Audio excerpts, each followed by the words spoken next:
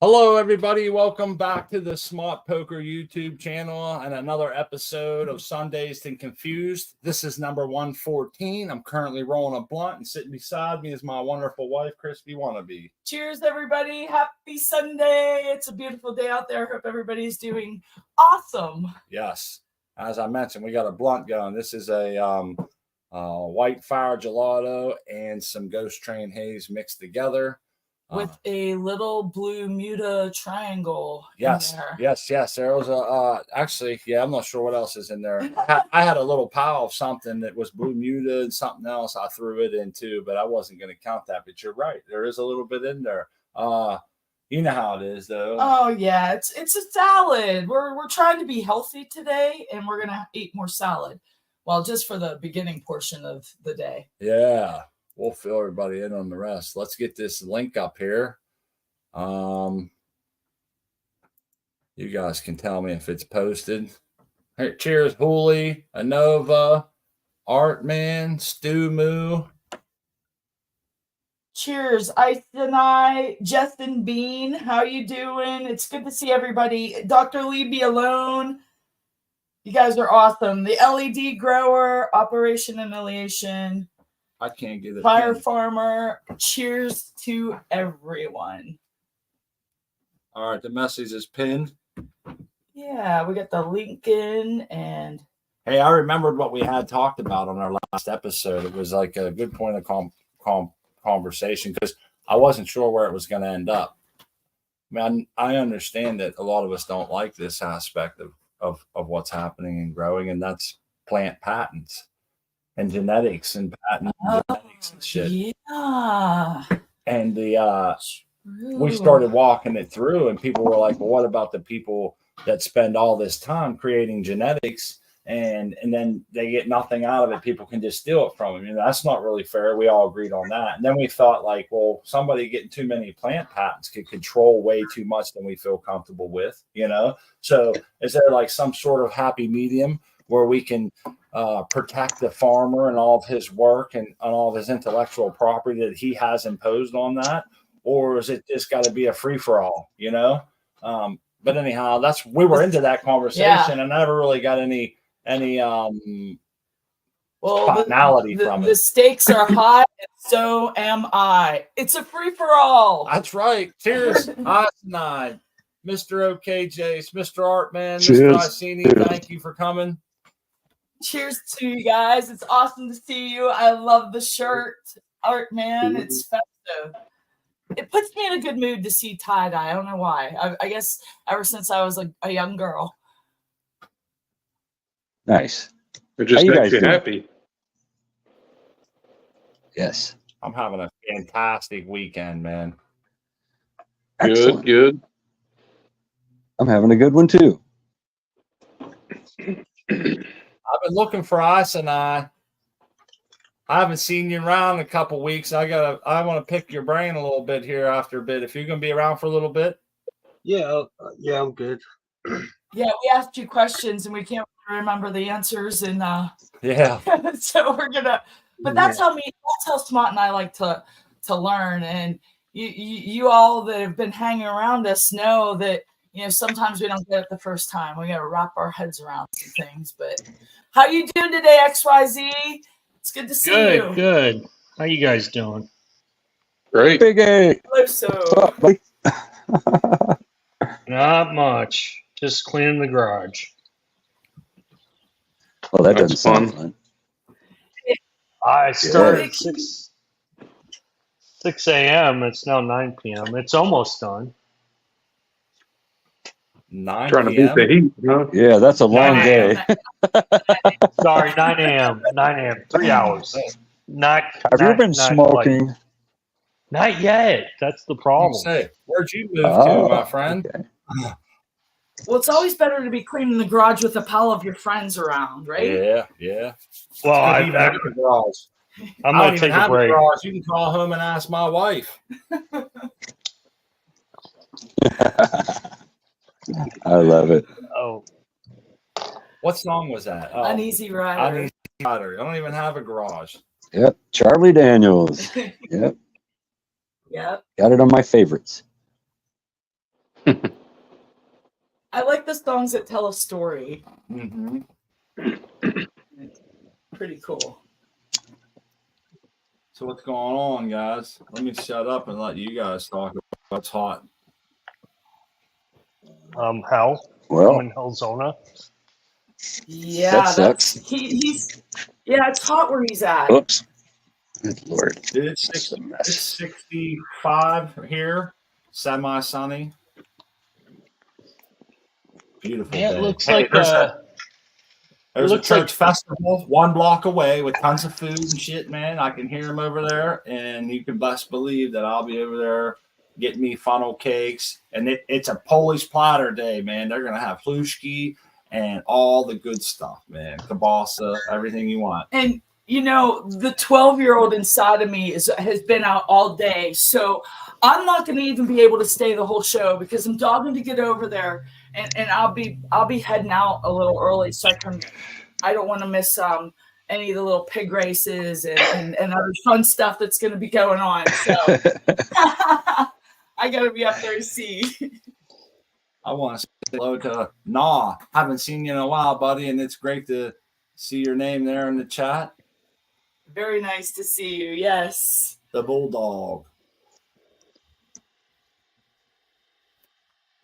What do we got going on here? I'm trying to look at 10 different things. I got my phone, I got StreamYard, I got YouTube open. What's like going I on in us? see. Yeah, let me Making get some Yeah, water. got something going on today. It's like he's All distilling a right. batch of whiskey over here. Yeah, just collecting some reverse osmosis water, a little 4-stage RO filter on there. That's what all our drinking water and everything else.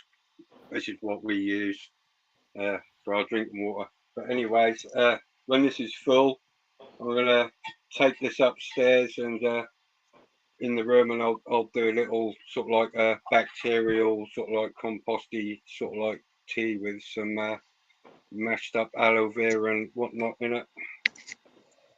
Looks like your DI resin's spent there, buddy. You what, mate? Looks like your DI resin's spent. The filter. Yeah, It's all colored. that should be green or blue. No. Comes that colour, mate. Oh, really? Yeah. Okay. This is fresh. I've only just installed this. Or changed this out about a month or two ago. So this is good. Okay. Yeah, it comes this colour. Okay. Yeah, that's the natural color. Mine comes blue and turns that color as it gets spent. You know, see, ours maybe I don't know what the blue is in yours, but if you go and look for dye resin online, most of them I've not seen the blue ones, but all the ones I see are like this. And you can buy the back. I normally buy the whole kit as it comes because it's cheap enough just to buy the whole kit, rather than to buy all the separate filters and replace them all and get dirty and shit. Taking this the reverse osmosis membrane out. I just buy the whole kit. It's only going to cost about $60 anyway for the 4-stage system. So you mean you don't drink your water straight from the tap? Just put it in a glass and drink it? No. I've got fluoride, chloramine, chloride. We got it all in our water. 350 ppm. It's not good. It's not good for you. Oh wow. Yeah, they put that fluoride in there and all that crap. Yeah, I don't drink the tap water either. It's going to be going across the world in everyone's water. They're going to be increasing it. They're ramping up their control game on the fluoride. There's been, they've given our water companies over here. They've given them permission to increase the fluoride in the water as just supposedly under the old what they used to tell us fluoride helps your teeth and everything, but it's counterintuitive, really. It causes all sorts of other health issues and everything else. But they're now going to roll us out again, and they're going to start sticking it in the water again to increase. We're on the legal limit anyway, I think, where I am, at 1.5 milligrams per litre, or 1.5 per litre, which is like the legal limit. And that's where we're at. And they say it's natural now. which we all know fluoride is not natural. It's just the water table has been contaminated. Over the years, the water table's contaminated. So when you get water from the natural, they can call it natural. It's there we go. But yeah, I don't drink tap water. I don't think anyone should. It calcifies your pineal gland and everything else.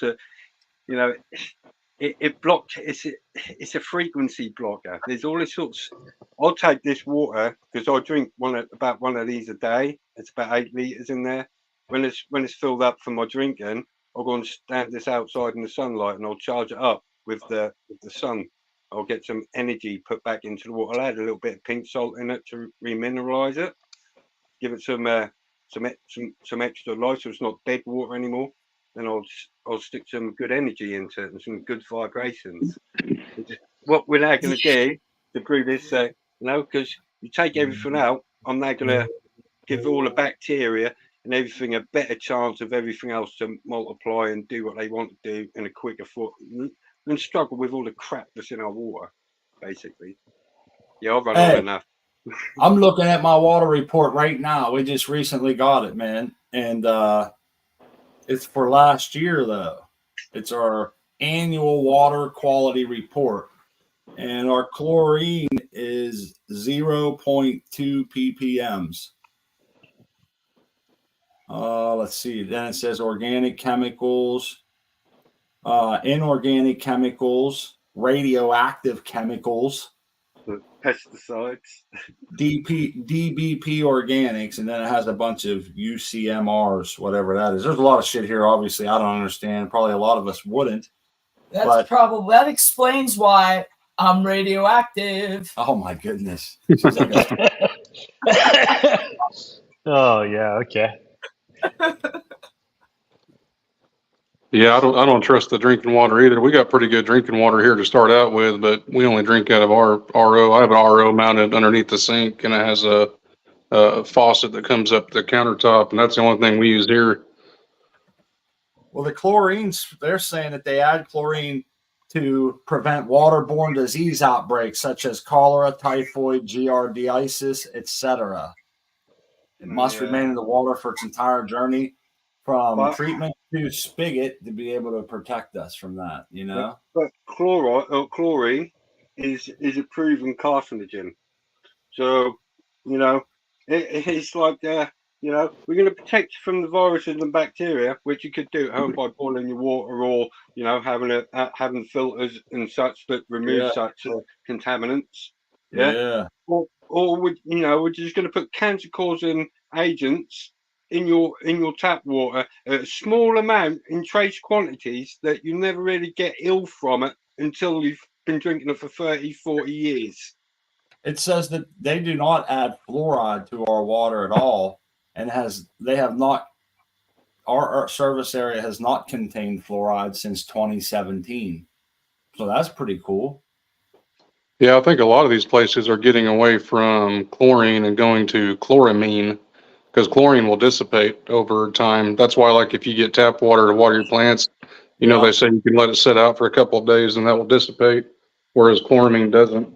Our plants have always done great with our tap water without, but I've never really sat down and gave it much thought. Up until recently in my life, I always just figured the water coming in safe. I drink it, everybody else drinks it, and I never questioned it. When it's not, they tell us they give us a boil water advisory. And I never thought about it until people ignorance is bliss, right? They're poisoning the air and the water and everything around you. Pretty much food. We're not allowed to collect our rainwater without a permit, man. They double down as well because the stuff that's spraying in the air is like aluminium and barium and other things. They're all, and they're putting it in our deodorants and cosmetics, all these other skin, all our other health, hygiene products that are loaded with aluminium, which is an adjuvant for fluoride. So you can just see that the systems in charge are really evil, and they're just throwing loads of stuff that we hope we don't really notice.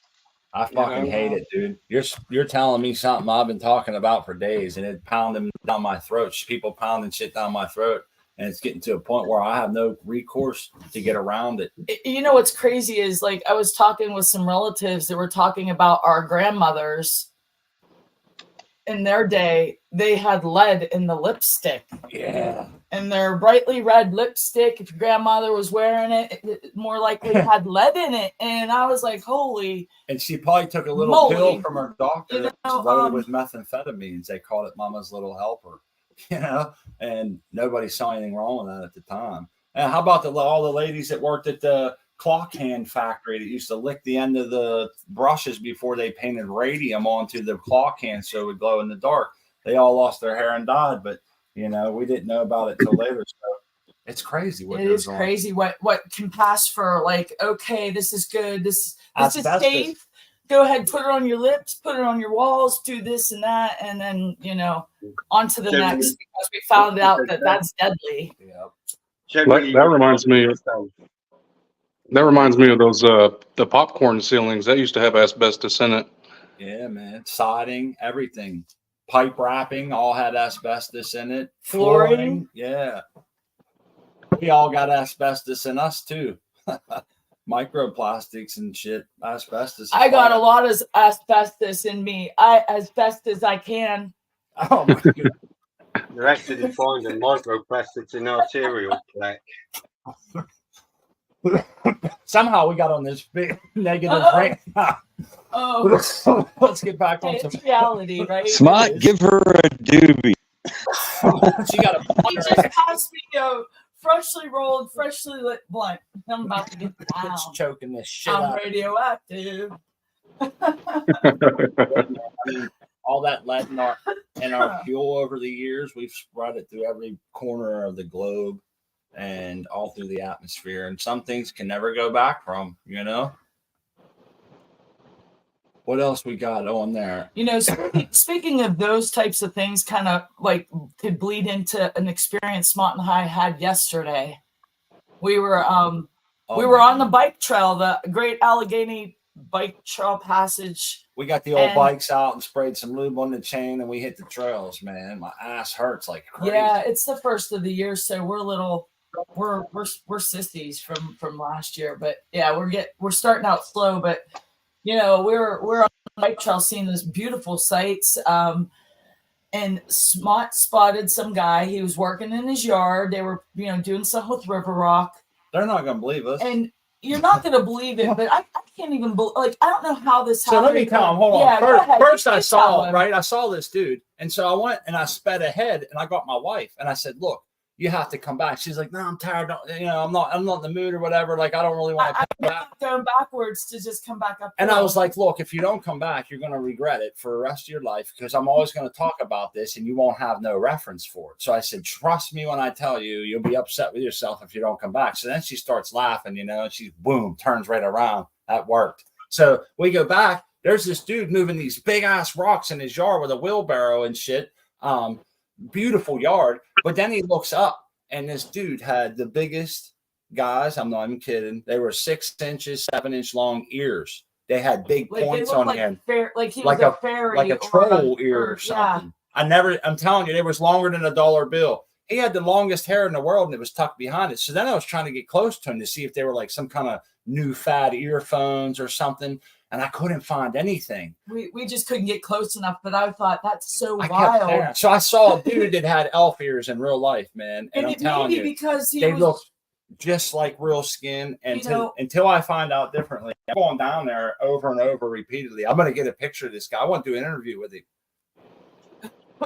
He can hear the crack of dawn with them things, man. But I thought, you know, maybe it was something in the water. The water. Mine runoff. All these things. I mean, it really was wild. And that was my very first thought was is it something that dude is eating or drinking? All I could keep hearing was my mom saying, "Don't stare, don't." I couldn't look away. It was like, you know, guys, you know what I mean. It's like cleavage. You get a glance and you look away. It's kind of like looking at the sun. You don't stare, you know. You just But kind you of can't help. You couldn't help it. But I couldn't to, help it, man. I You was have to just make looking. those quick glances. Like, Sounds weird.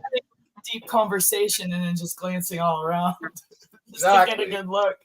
I told Smart, I was like, let me get a selfie of us. We'll have our backs turned to him and he won't know no wiser. But Look, Middle Earth. The dude was building his entrance to Middle Earth with them rocks. No, what it was a big drainage ditch that came out from underneath of the bike trail and dumped into like the edge of his property. He was building like a wall of rocks so it would wash it out. And it looked beautiful. Like he had it perfect. But I was thinking, damn. I can't believe you brought that up. I didn't know we was going to talk about that. I think people probably think we're weird now, or that they're going to be like, "What the hell are they smoking on a bike trail?" Well, that isn't why they think you're weird, Smart. This is true. I think they've already made their minds up about by now. But Must have been the pickle factory. Yeah. and that could be it too.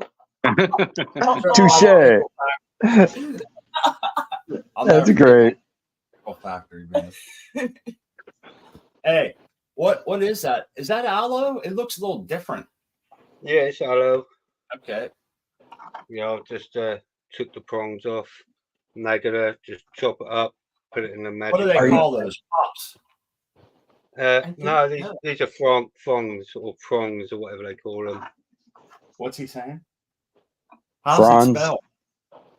Fronds. Oh, like a palm frond. Yes. Frond. I'm just gonna chop it up, blend it.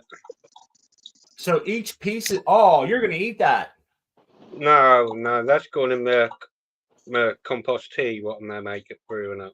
Oh, I thought you were taking clones at first. I'm thinking, damn, what's this, like a potato? You could just cut it up and grow them all. I see what you got going now with that water you had earlier. Okay. That's in there now. So I'm now gonna chop the aloe up. This is mealworm for us. This is quite pungent as it's thinking. I'm gonna maybe put the lid back on until I use it. But yeah, then I'm just gonna bubble it all up and maybe stick a little molasses in there. Have a nice little brew. It's great when you can grow some of the ingredients that you're going to put in there yourself. I love just being able to just go and pick something like this and just use it at my own garden. I'm interested in them scissors. What kind of scissors is that? I see. Just okay, those are kitchen shears, huh? Yeah. You cut beef brisket with those things. I got a pair of kitchen shears that are diesel, man. They got some real jaw on them. Somebody say brisket? Yeah. I cut packs of bacon in half and everything with my kitchen shears. I found this pair. They weren't even that much. I was thinking, what a good buy for what they cost. Yeah, there you go. Nice deal. It's nice to see. I see hemp with Gigi, making a cup, martial artist, J5, Sir Hunt a lot. It's nice to see everybody coming to the chat and hanging out. It's weird. Like we're 60 people here now. I think the last couple of weeks we've maxed at like 30. Our viewership went way down. I was thinking, what the hell is going on? And for some reason, it was a huge drop off. Maybe Smart and I aren't growing. It is not true. We have a plant up and running. Smart put a picture of her on the Instagram. You think it's because we're not growing? Do you think people really come that much? It's summer, kids. It's summer vacations. Yeah, stuff like that. Vacation. People are outside. How many people here are doing their gardens? I know. And festivities. This is our third summer, and I've never seen a drop off like that before. You think it would only get stronger, you know? We went from 300 views to 166. That's we're post-COVID. People want to get out. Like, I'm going to be ditching your show here soon, Smart. Are we doing a giveaway today? I'm definitely. Yeah, we are. Artman is doing a giveaway today. That's right. It's the Hooley Growers Pack giveaway. Thanks, Hooley. I know you're out there. That's a great thing. You're a great growmy. The dry fertilizer, you know, I think that don't pay for water. The dry fertilizer would be nice. We got to find the kind that doesn't stink. that doesn't have a funky smell. And she's talking about the old school, the mega crop. Plus, crop. Ice and I just had mentioned about a bad smell coming from the dry fertilizer that he had shown us in that bucket. Yeah, I don't like stuff in my house that smells like rotten fucking fish. Excuse my language, but I just don't. I'm not composting no nasty bubbling ass shit in my house, man. This is a place where I eat, I bathe, I take care. You know, like yeah. I don't want none of that. Now outside, I'm all for it outside, man. People who have used mega crop know for a fact it goes way beyond a fish smell. That would be a pleasant treat compared to what it actually smells. It's so god awful. It smells like decomp. Yeah, get some of that on your clothes or carpet and see how you like it. Yeah. Don't eat where you shit, man. You guys want to see my stuff? You guys want to see? Yeah. Oh yeah. I'm all hot. All right. Me, I'm stoned out of my gourd. Flow OG. Hold on. Bam Blam. I clicked the wrong person. We're slow at the controls. We're slow. We're in the slow. What the heck are you doing? What the heck's going on here? Okay, Marvin. There he is. It's upside down. Oh, wait a minute. Let me get myself straightened up. Oh, here we go. There we are. There you go. Okay. Of course, these two are Flow OG. They're rocking. Bam Blam. Got a sex test off and waiting for results. Bam Blam. I got a sex test ready to go. So those are two of them. This is the golden slurricane. I took out a lot of the lowers, everything that was touching the pot. Still short. But that's not the weird thing. Let me turn off this damn. Starts over here. Ooh. These are huge. They're thick. They're massive. They're solid. All these are really chunky. You saw, look at how they're like fist shaped. Yeah, they okay? are. Yeah, now those are nice, aren't they? Yeah. However, then you got this one. What the hell happened, dude? It was 86 at night. Wow. My heat. Yes, that's what he did to this whole side. I don't know why it's this side, but the rest of these are solid and chunky. They're fat, but this whole side has got that. But like I say, I've got a mini split. As soon as this is harvested, I won't have any heat issues anymore. So look at that monster. Yeah. Aren't those fat? It's wild to see two plants living in the same condition, how one is very affected by it and one doesn't look affected at all. Well, that one has some of the real tall ones too on this side, so it didn't get away with it at all, you know. But that's okay. I'll take all that stuff and I'll press that, so that won't be a loss. Yeah, it won't be a loss at all, but I'll be glad to get the mini split installed. That thing is going to be nice. Oh man. Yeah, that's what these plants that you just showed us, the little ones, will be living in that environment, and you'll be able to. They will. You know, Bam we'll Blam. be able to see that. We'll see the difference. The yeah, actually, I'm not sure if they'll be tall enough yet or not. I'll see what. Well, we got to test the sex first, so that's the first thing. So, but we'll see. I'll put in the flows. Well, the golden slurricane's got to go in at some point. I don't know if I'm going to put that in there or in the or in the tent. Sticky hands. it's stuck to your finger. Your fingers are so sticky. That's funny. That are, and they smell wonderful too. It is. I got 2 weeks in there. So I don't think they're going to fill in, though. I think they're going to remain kind of... now, the ones on the left might get fatter, but those others, they're going to be pressing, you know. But anyway, there's my update. Hey, I appreciate you sharing that with us. A lot of times, you know, people don't share whenever they have a run that turns out like that. So I appreciate you showing us what they look like, why they became that way. and how to avoid it on the next run. And it's a good attitude about it, man. I think sometimes we hang out with a lot of cool people, so we take that shit for granted, but a lot of people won't show that. And then when it happens to someone, they're like, holy shit, they don't want to say nothing, or they don't know what to say or what to think or what caused it. So it's best that, you know. Yeah. Like Well, that plant, I'm almost your positive plants it's heat. I agree. Yeah. I agree with you too, because Smont and I were growing a plant not long ago last year, and it had the same build. Same exact build. And it was the spring time growing where the temperatures are starting to get hot toward the end. Like it was like this time of year we were harvesting it, and same deal. it was getting hot. 80 at night, 90 during the day. Turned out to be shit weed too. Oh no, mine was backwards. No, mine was 86 at night and then 80 during the day. So it was totally opposite. Wow. It was I couldn't crazy. control mine at all. Yeah, mine was that. It really messed it up. Yeah, in the dark. You know, it should be 10 degrees lower in the dark, but it was a dehumidifier though. In the dark. Yes. In the dark. I'm not gonna try that one.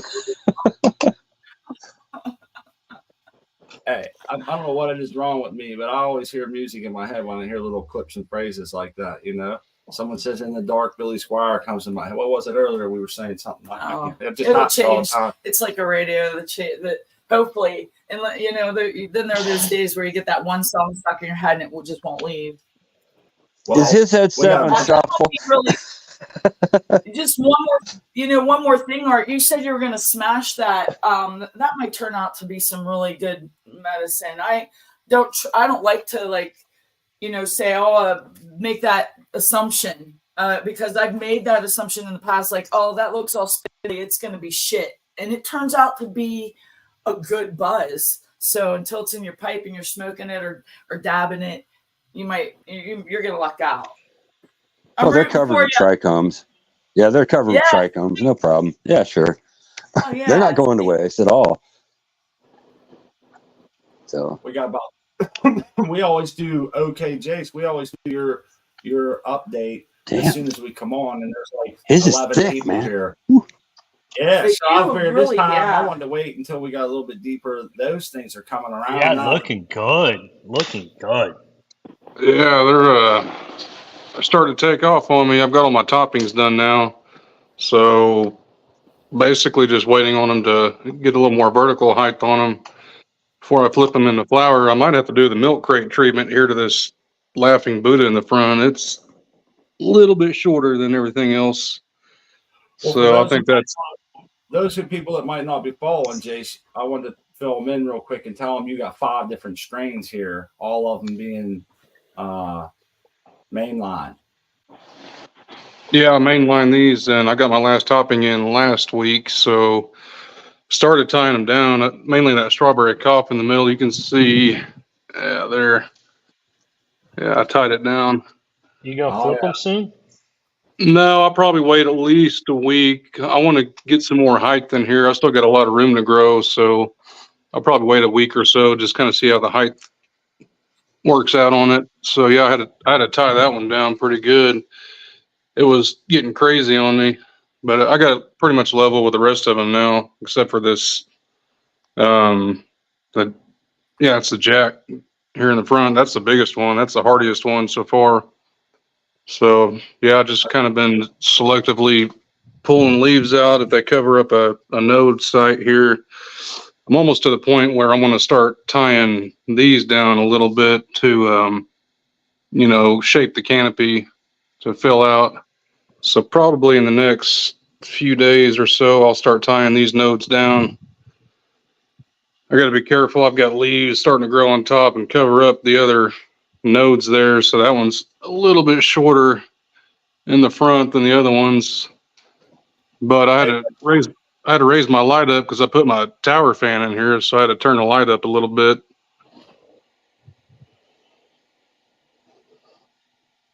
Five different strains, man. You know what they call that? Glutton for punishment.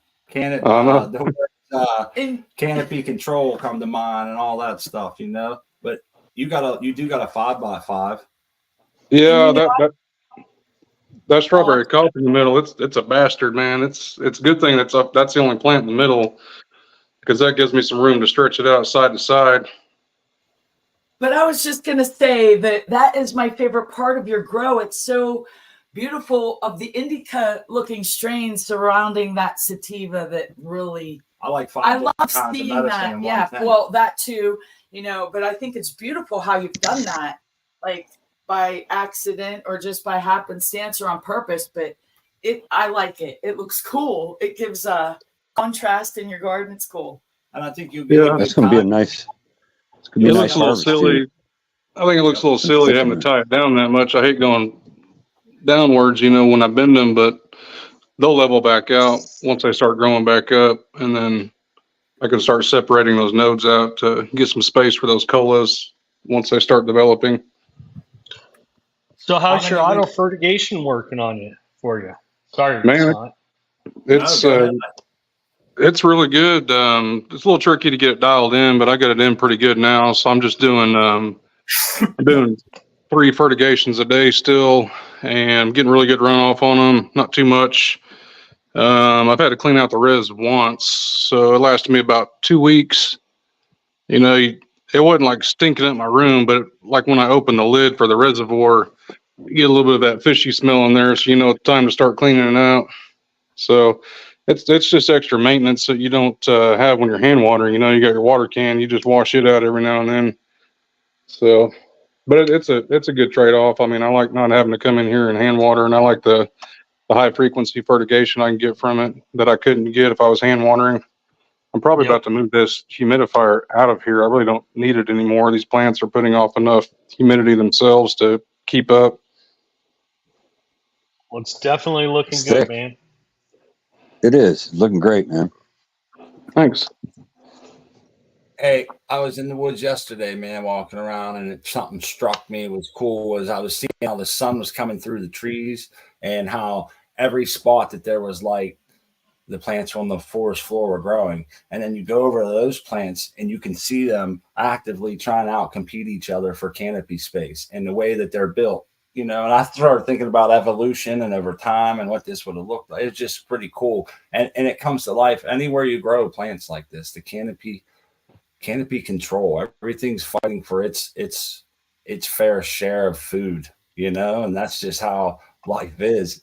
And I like to see it. I can't wait to see how you equate your length of veg time to your the biomass filled in your tent, and if you like it, especially with your mainlining time. Your mainlines seem to go pretty quickly. I'm just curious to see as you go forward, how it works out at the end on your total overall grow time and how it fills your tent out. Does it overfill it and you have trouble? Do you wish it when you're deep into flower, you'll find out whether you wanted to veg a little more, And so these are all things that people can tell you this, tell you that, but at a certain time, you just kind of have to run with it and take a beating. You'll either take a beating on trying to fight off mold, or you'll take a beating on lighting a little bit of floor for the entire flower that you shouldn't, until you get figured out on how you want to train and shit. And sometimes it takes a while, and I think he's going to have a very full canopy, especially if he waits another week. If he waits a week, he'll have a full space. I believe it's my belief that if you can pull them out away. Oh yeah, those. Yeah, I'm looking at. I think it's been about 6 weeks since I got the seeds wet. So I think the mainlining set it back probably maybe almost 2 weeks. Yeah, about 2 weeks.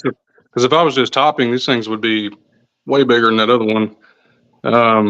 But yeah, I mean, just, first time mainlining, just trying to, canopy control, and, it's just about anticipation, about, being able to envision like how this is going to grow up and how much room I have. Oh yeah. I was kind of what the plant actually does, right? Like there's no substitute for seeing the plant physiology come alive right in front of you with the manipulations that you make to it. Timing is big, to really get the full effect of those manipulations. I think timing is critical, but You're right. This is your first time mainline, and you're gonna absolutely see cause and effect over and over all through veg here. You know. Yeah, because Well, I was kind of leery about it at first. I'm like, man, that's only eight tops per plant. You know, the last time I just topped it a bunch, and I probably had, I mean, I wouldn't even want to guess. I had dozens of tops for each plant, but they were small, you know, so you had a really dense, thick canopy on the top. There was no depth to it. So, like, all your good buds are just on the first maybe 6 inches or so at most. yeah, So, I this, think you're gonna have big colas on that. Each one of yeah, those sites. yeah, I'm looking forward to it. So far, so good. I mean, it's never totally problem free, but it's been a smooth growth so far. So, you know, from here on out, it's more about just the pain in the ass part of wire tying everything down and redirecting until I flip it. Success is relative to intent, right? Yeah, I mean, the more you put into it, the more you get out of it. I mean, you can just kind of half-heartedly do it and have a good yield, but I think, you know, the more attention you can give it, obviously, the better off you are in the long run. I can't argue that. And in the end, you're going to have buds from the window to the wall. Yeah, we've been following this grow from the very beginning in those little, what do they call the bud cups? Yeah. Yeah. From the bud cups all the way through. And we appreciate you sharing it with us, Jace, coming on every week, taking the time to update us and let us know and field all the badgering questions that I always end up having. You know? Oh yeah, it's been a blast. I love coming on here. It's fun hanging out. You know, growing's my passion, so being able to share that with like-minded people is amazing. Oh yeah, man. Absolutely. I agree. It's good to see your grow too. I like seeing all the different kinds. Oh, Yeah, thanks. Variety is the spice of life, and I got all the variety going here. I might bite me in the ass when it comes to the end of the day, but I'm up to the challenge. I always am. We're gonna Oh, see. you're doing just fine. Yeah. Oh yeah, you're gonna be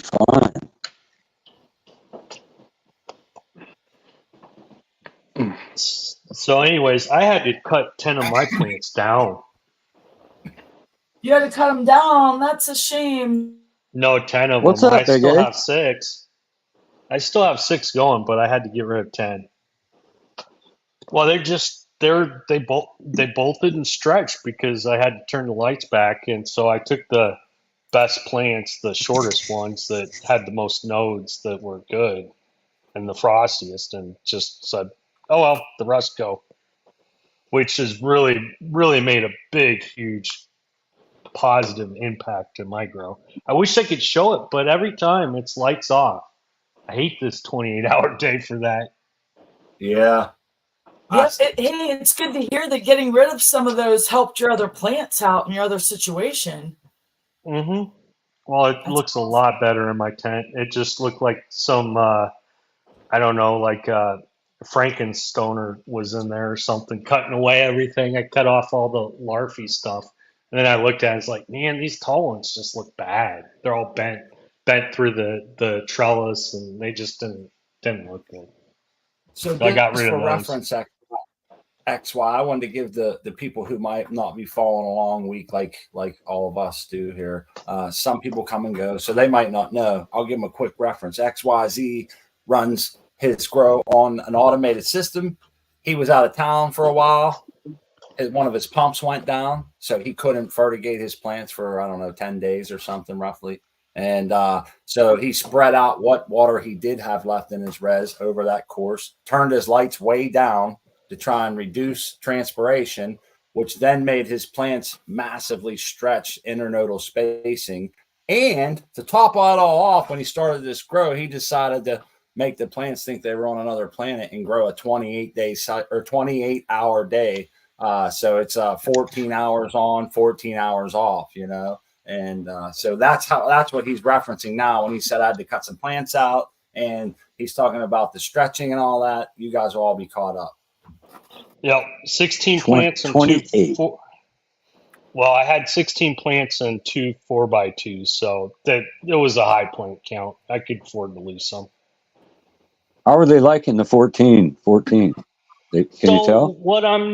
So what I can tell you is this. Basically, as far as like day periods, like as far as like, oh, it takes, 12 days to go from flip them from veg to flower. That stays true. They don't really grow, like you don't really compress any time down. It's not like I'm getting everything happens as far as it thinks its days, which are it's at like 30 days into flower and 60 days, total. Um, it thinks that it's on day 60 of that 28-hour period. So it's not really buying me anything. It didn't have any effect that I wanted to have. I wanted it to, flip faster and then finish faster. And that doesn't seem to be happening. Well, again, another cause and effect that didn't work out or that was unfortunate, and you was able to share it with us. I was pretty excited at the beginning of this. We had all these different things that we thought could possibly be positive, like you just mentioned, out of the 14 and 14. And after talking about it for a while, you was like, I got to try it, man. I have the correct timer to do so, unlike a lot of other people don't, So that's one of the big drawbacks from anybody changing longer than the 24-hour cycle is simple timers just don't really work out in your favor. But like you found all these drawbacks too. Now I'm curious though, to be fair, XYZ, if you hadn't had the pump failure, would we be singing this same song? I think they would have stretched a bit more than I liked, but I wouldn't have had to cull 10 plants. Probably Cheers, like GG. 4. Yeah. Okay. Just 4. Okay. So it still would have been probably not the greatest idea, right? No, I can't say it till it's done. And I mean, the only positive I could see coming out of this is if I get a higher yield. But I think I lost 2 weeks or a week on mine because of that pump failure. So Okay. I don't know. It takes more. I don't know if it takes more energy. I haven't really. I'll know once it's done growing and everything. My system will tell me how many watts it used for the total grow. But I don't really see any advantages to it yet. I see more pain in the ass of it because the fact is I can't do anything on a regular schedule. I got to always be planning around when the lights are going to be on, which always changes. And I'm not seeing any bigger growth. I'm not seeing any faster growth. I mean, I saw one hell of a bolt. I'll say that because even though I turned my lights down, they were still getting much more DLI than for their days than what they would have gotten in a 24-hour cycle. 12 on, 12 off. So I think that caused them to bolt even way more than I wanted them to. But other than that, I wished I could show pictures, man. I wished I had my, I wish the lights were on. Well, you know what I always say to myself, and this may seem a little harsh, but who are we to try and reinvent the wheel? If it was a good thing, somebody else smarter than us would already be doing it, right? Well, and that was my thought going into this. It's like I tried looking, and it's like somebody's got to done this before and tell me, pros and cons. But no, yeah, I never heard of it, dude, and I hadn't heard anybody. I've heard of different light cycles, XY, right? We've heard of the candle, the candlelight method, or the what's that other one? They do 6 1, then 6, and then 1 again, and like or where they they flower it, and then close to the end they turn the lights on more, try to bulk it out, then try to go back to flower. I've heard of that. But then again, it always comes back to 12 and 12 and just the way that kind of like nature intended, only tweaked a little bit, I love the thing. I just want to say, I love the fact that you did it. So we could see what's going on in the pioneering spirit of like, let's see what this plant can do. Why not? Yeah. Why not? Yeah. Right? it's fun. Oh. And Oh, I hope my earlier remark didn't come off as I didn't appreciate the No. that you attempted this. I definitely did that because I was cheering you on too, and I thought I just kind of thought that one unmentioned, but yeah, that I love that you did it. But it oftentimes when we try things like this, it makes us think, well, why isn't everybody else doing it? Well, we always end up finding out. Sometimes it's the hard way, and that's kind of maybe that was a better way of saying it, right?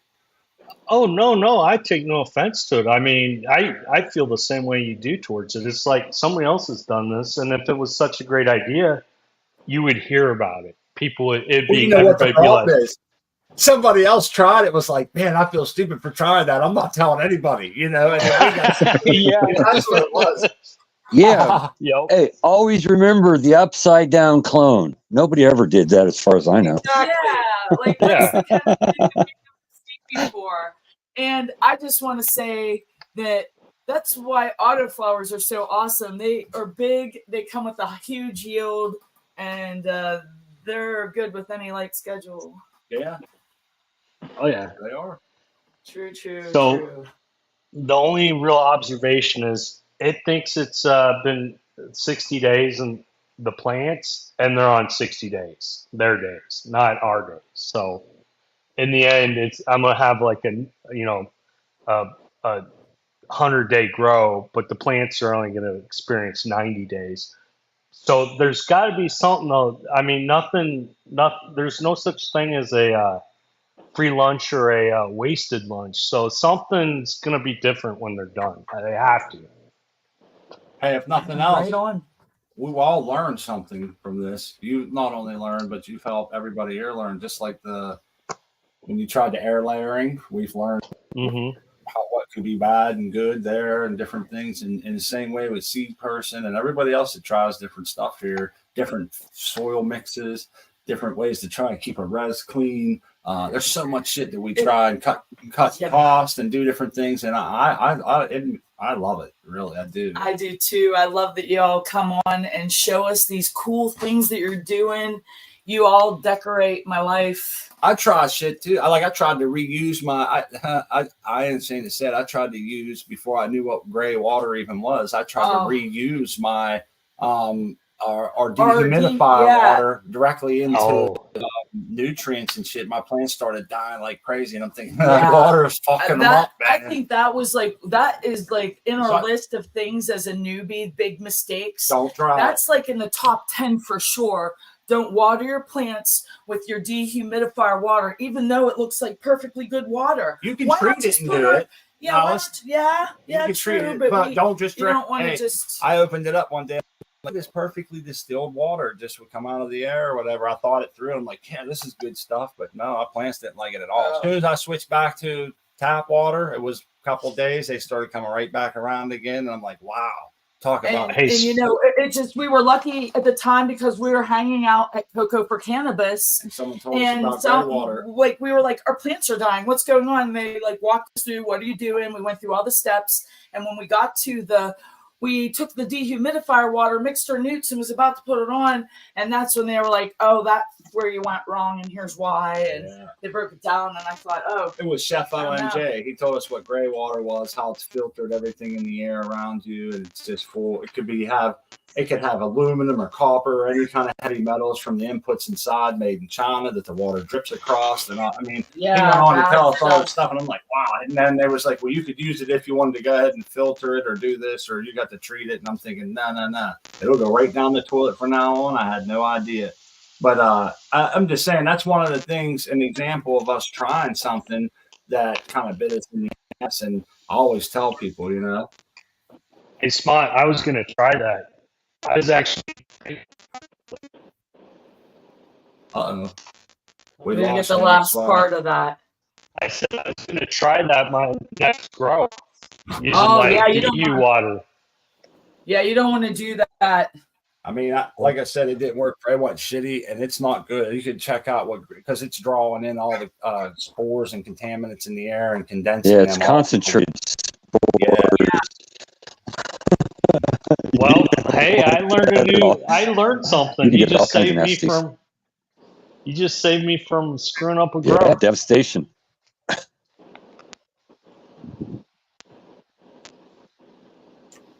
Yeah, it's not good. It affected our plants almost immediately because we were, growing in the high frequency cocoa. So it went south pretty quick on us. And it was so long ago.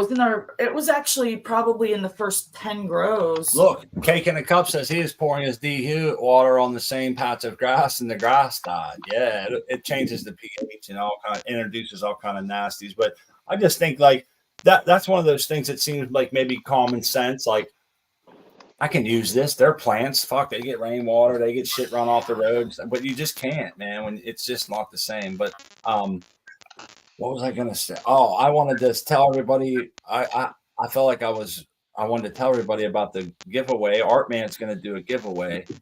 And I feel like I hear some feedback. It's not my microphone only. Artman's going to do a giveaway. I've been muted. No, I don't think it's you, man. I think it might be me. I'm not sure. And yeah, I'm trying. Would you like me to go over what? Would you like me to go over what it is? Yes, and then we'll come back to Asanai's garden. I want to get a breakdown on some of this. Oh, we can go there first. We got plenty of time. We can go back to him. Go ahead. Well, yeah, let's do Asanai. We've been doing the giveaways at 1:30 because that usually seems to be about peak viewership. We got a lot of people here today for some reason, which is great. And hopefully someone will win some good seeds and we can continue this good conversation. I got a question for Asanai too when he's done going over some of these. They look nice. We'll come back to you in a minute here then, Artman. Is that cool? Absolutely. Let's see what he's got. I've been looking at his buds. They're amazing. Me too. So let's cover it. Yeah, Frosty. Always, as always. This is a tartan from Greenhouse Sea Company. I've done two of these. One went directly into the bed, and one went in the pots. This is the other one. Slightly different structures. This one's slightly a bit more frostier, a bit more compact.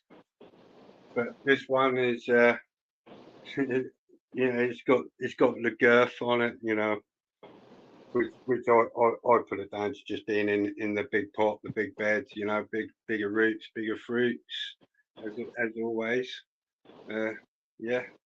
That's seeming quite nice. That is. It's pretty sticky already. Got the old sticky taggy. This is Mac and Crack. That's from Seed Stalkers for Grow Room 420 boys, and that's the another one of it. So I've done two of each. Coming further around this way. This one is a nori cake. These are about done. These are about the ones with the big buds on. They're all about on day 57 at the moment. So they are pretty much done.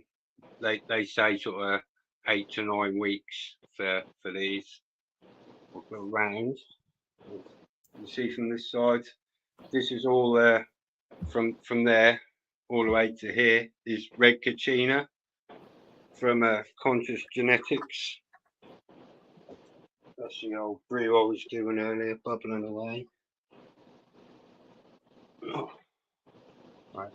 Hey, thanks for showing us that too, man. Them brews. I think a lot of people doing them brews, man. Yeah, I don't do them that often. I don't really feel like they need it, but I'm just, Hey, anybody can't argue Asanai's plants always look tip top, man. So whatever you're doing to your soil, it's a continually positive place for plants to be. They love it in there, and I'm not just blowing smoke up your ass because my friend. We all see the consistent results in your garden. Stunning. Yeah. So if you're making a tea, I'm listening. Yep. This smoke pot. Oh, this is the smoke pot. You know what I mean? Oh, you see me set this one up on your show all that time ago now, and yeah, I haven't really amended it or anything like that. Just a little bit of the powdered bloom when I throw them in here, but it's a minimal amount. I don't use like what they say is recommended for. I just throw a little bit in there just to make sure there's a bit of evenness, because I don't soil test or anything. I just prefer to grow One on of them it. things where less is more, Sanaa. You found it just a little bit in there gives them a nice start, and you pretty much just Yeah. Well, touch of I'm pretty amendment. sure there's probably everything they need in there. Yeah, Just the correct levels and ratios, I'm not too sure about. So I prefer to just throw something in there that's got correct levels and ratios. So I don't I really gotcha. tend to, yeah. So Yeah, I know the correct stuff is actually in there in the right ratio. Even though it might be adding to some of, but in my sort of logic, yeah, it works out well for me. might not seem viable, but yeah, it works. Anyways, yeah, this is the Red Cucina. I'm quite impressed with this already. It's got quite nice tight in. Oh, camera keep flipping. yes, it does. It's got Nice. nice color on it too, don't it? Yeah, it's well, it's called Red Cucina for a reason, probably. Yeah. It's really sticky. Ooh, yeah, it is. Glue factory. Wow. Very Yeah, sticky. You can actually hear the snap. it's like it's probably. Oh, the yeah. Pikes are they're like greasy, man. Yeah, yeah. Looking Oh, that's good. nice. Yeah, so this is a Red Cucina as well. It's a little bit behind on this one. Probably a different pheno. Maybe it'll stay green. Maybe it'll go red. We'll find out. But yeah, I sort of topped this one. It's now got sort of just I chopped it early on, so as you can see down there, it's just got basically four main branches on it. Whereas these ones I threw the clips on, probably. Yeah, I topped it these all ones, but because of the clips, it's evened out the canopy more than I would say this one. It's allowed it just to stack up more on the single branches. If I'd have clipped it and pulled it down, all these lowers would be up there with it as well. But yeah, moving across here. This is a nori cake. Ooh, that thing looks like a beef. Same as that one at the end. Yeah, this is pretty much ready to come down. You know, the buds are just flopping around, hanging out there because there's a bit of weight in there. Yeah, that's Sue her for support soon.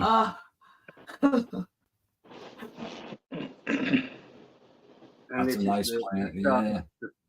Tartum, you know, and I really do owe it all to this. You know, There it is.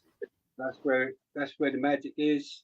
That's where it's all The work. You know, That's where the work happens, huh? That's the factory workers right there. foolproof organics. I call this. It's these are the things that when you've got a good system where you've got the worms and everything working in there, the pressure off you is reduced. You don't have to do the work because they are. It's a weird way. Like I said, I like to be. I call myself lazy. It's not lazy. I call it lazy because you don't actually have to do really a lot at all. It's hands off. You're there. You're just hands off. You know, you're keeping track of them, make sure everything's healthy. But it's just you did the work once. Yeah, mainly I'm just managing sort of like pest pressures, things like that, in the environment. If I can keep that all in check, this just runs itself. It's very appealing. Very appealing. I understand. And I like to see the little life form, just knowing there's a whole, what is that, like an ecosystem you would call it in there with the microbes and the worms. And I go out in my garden, same thing. So I look at the roly-polies in there. I look at all the different shit. I flick off a couple slugs, call them names that I won't say here on the show. But all in all, the entire culture, or you know, like the whole ecosystem, everything's thriving together. Our outside garden's doing so good. I got a bunch of 6-pack of tomatoes already. I built a 7-foot trellis and they're halfway up it, man. And that's it. That's what it is. Every time I'm moving something or doing anything, I have a couple beer cans buried to catch slugs when I move them. There's worms everywhere. There's the roly-polies. I can find all kind of the white webbing mycorrhiza all webbed throughout, and it looks so nice in the early morning dew on it, and you know, it's just very pristine, man, and you can just smell the goodness out there. All the plants are kicking. And so when you move that and you're telling me about your soil there, that's exactly what I think of. Something about that smell, man, just makes you feel good, you know? Ooh, that smell. I usually equate it with the birds chirping. And you know why the birds chirping is very calming? Because birds don't chirp when there's danger around. So humans equate birds chirping to no cougars in the area ready to bite my face off. So we can always relax. So when you hear that frequency, it relaxes you. So the birds are chirping. You're smelling your worm gardens. Because I do the same shit. I'll go digging around just to see if I find them. And when I do, I'm all happy. Like, yes, they're everywhere. Just like I suspected. You do the same shit, huh? So now you're always flipping your little avocado over to make sure they're there. Yeah. Well, you know, you got well, the food's now run out of there, so then they're going to migrate and go and work all the compost and everything else. The avocado is more of a just draw them all together. They'll repopulate when they're all drawn together because they're all rubbing up on each other and everything else. So that's basically a worm breeding. Worm breeding with the avocados. That's what it is. They're doing lots of appropriation under that avocado. When they've all that and the food's run dry, they'll go and do what they normally do is composting. You know, they compost them worms. They're going to go through all this mulch layer and everything else when that food under the avocado run out. You know, and I'll be able to just at the minute they're going to be all congregated in that area. Whereas if I'll do a bit of a dig, there's not many. I don't know. There is a few worms in there, but yeah, they're all heading over there where the avocado is. Yeah, it's a good thing as well because if I put when I want to plant up in here, I can move the worms out of the area where I want to plant to just by putting an avocado somewhere away from it. So then I can then dig into it without feeling I'm squishing and pulling worms apart. So I'm taking a look. You're the worm overlord. That's what you are. Well, you know. I brought a kilogram. I brought 1 kilogram of worms when I originally started this. You know, nearly 4 years ago, and I would imagine if I was to harvest all of these pots and collected all the worms, I don't know. There's probably about 50 kilograms of worms in all of this. I would imagine. Wow. So you went from 2 pounds to 100 pounds. That's for the Americans out there that don't equate kilos to 2.2 pounds. That's a lot. That's a couple days fishing turned into, and that's pretty cool how they propagate like that. They self-regulate. Yeah, they're asexual, aren't they? Yeah, I mean they control their own population sizes. Now they'll only grow to the environment. Then they'll once there's not enough space for any more, they stop. Yeah, that's an evolutionary tactic to keep them from having a population collapse due to too much fecal matter and shit like that. If I remember correctly, you know, that's smart of them because that's exactly what would happen. And it happens in a lot of other species. They overpopulate their area and they end up having a population collapse significant. Yeah, I'm looking forward to these vegetarians, and I'm going to start the next because I'm impressed with the smell that's coming off these. It's slightly old school, hazy. I want to say, or just off the stem, you know, and it's got a sticky weed smell stem, and this is going to be the bomb, I think. And I'm interested because I know I got some newer stuff from him called the blood diamonds, and just the description. Come on now, blood diamonds. It sounds like it's going to be a bit naughty. Blood diamonds. It does. That's like a movie I watched. Negative. Yeah, that's not a good connotation at all when I hear that. That's weird. Damn, man. Yeah. They got some beautiful color. And hey, I wanted to say to Galaxy Solutions, I don't know, maybe that's like an inside joke or something. They said that seeing everyone's plants confirms they can't grow for crap and the world's worst grower. Hopefully that's just a joke.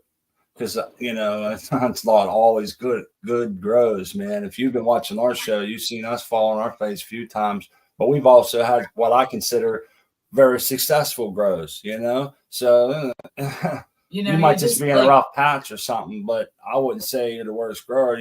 One thing you have to have is confidence and maybe go back to basics, try to understand your way of growing a little better, but at least you have one thing, which is enough humility to say that things aren't the way that you want them to be in your garden. And hopefully you'll be able to learn and wherever you need to, or maybe you're a really good grower and that was just a joke, but I don't know. When those things, like when the bad things happen in our garden and we we gotta get back to basics or, try something different, we always say the next grow is gonna be the killer grow. And we just strive to do that, get through the grow and we've nursed plants along to the end, limping across the finish line. Project what you want to see your end results will help you out a lot. If you're sitting there thinking, oh, it's not going the way I want it to go and things like that, you're constantly thinking these thoughts and things like that. Just switch it up and you'll be like, well, it's doing okay and I'm going to be all right. And you'll generally, unless it's, like an issue that you can fix or whatever, but if you think, oh, it's just not going well and things like that, sometimes I think a little bit of positivity thrown into your environment and just pushing it out there that, oh yeah, this is going to be rocking and I'm going to be happy and be thankful and grateful at the same time. And I would imagine that, your garden will respond. It will do. Right on. That is awesome. Yes, profound too, because you can't forget about the good vibes and having fun in the garden. It's so important. I always you say said it right on, man. Put some music in there. Mother Nature grows the plants. They grow themselves. I'm just here to tend to them. The shepherd doesn't grow the sheep. He just provides food and shelter, protection, gives them good environment. And, the kind of Mother Nature takes care of that. So just think of yourself as someone tending to a garden. And, you're, the light's going to grow them. Mother Nature's going to grow them. They're genetically prone for millennia to grow themselves. We just have to create a semi-decent environment. And remember that, like I said earlier, success is relative to intent. Asinai has a big open space. He doesn't train a lot. You can see OK Jace is trying to fill a 5x5 by mainlining 5 plants. You can see Artman constantly fills up his net area by training them out and finding his veg time. And I think we all find our lane. It's just a matter of surrounding yourself with people who will help you get there. Some people have a way of passing knowledge on to where they make you feel less than because you don't already know it. And that's wrong. It should be more of a let's get together and have a great feeling. So if you can go over there, like I saw Kingfisher, great Gromy, invited you to a Discord chat with Caribou and them. You won't find a better group of guys to help you out. And this community's awesome for that. With great advice and guidance and here we can always try to help too. Yeah, and just being there. You're not in this alone. I'm the best grower I know. Just ask me. I'll tell you. I'll help you out. Yeah, you are. If I can't fix it, it ain't broke. That's all I say. Yeah, there you go. I want to my wife's going to be dipping out here in a minute. I want to let her say goodbye so she doesn't feel bad. She's got some people meeting up with her here, and so she's going to have to go. She's staring out the window. I'm can't wait to get to my festivities. I love hanging out with you guys though, and I hope you come back on Wednesday to hang out with us. I'm Chris B. You can always find me here on the Smart Poker YouTube channel. And you can hang out, but that way now if you just I gotta just dip out. Have fun. Enjoy. Absolutely. You guys showing your plants while Smart and I only have that little plant outside right now that is going to get plucked. It's awesome to see your plants and everybody coming on and hanging out and sharing. I love yous all. You all know that, I hope, by now. If you don't know me by now. She's in rare form today. Yeah, she's a spark plug, man. She is. The fire burns hot inside this Honestly. That's what, 4 songs? That's pretty cool. Yeah, that's I think that there's gonna be music, and I'm hoping some balloons, like, because that always adds like an extra we're gonna feel make good to the party atmosphere. we're gonna make crispy records, and this will be side 1. These 4 songs will be side A on that record. Hey, no, but if you have to dip now, you got to say goodbye, and everybody knows why you're not here. And I won't have to interrupt someone or whatever to say that, because we want to do the giveaway too. Right, At 1:30, we're doing the giveaway. Yeah, I want to tell everybody good luck too. And when I dip, you dip, we dip. Right on. There's the 5th song right there. Art Man might not know that one, but there it is. Wow. Hey. Hey. Was that shade? I don't know. That's a song. You know that song?